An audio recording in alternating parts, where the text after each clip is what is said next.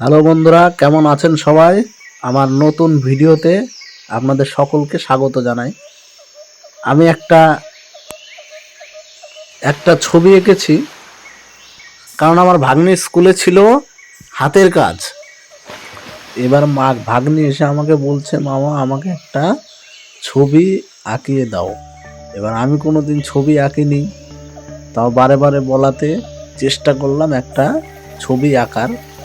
তো জানি না কেমন হয়েছে ছবিটা। যদি আপনাদের ভালো লেগে থাকে অবশ্যই লাইক করবেন, কমেন্ট করবেন এবং আমার চ্যানেলটি সাবস্ক্রাইব করে নতুন নতুন ভিডিও দেখতে পারবেন।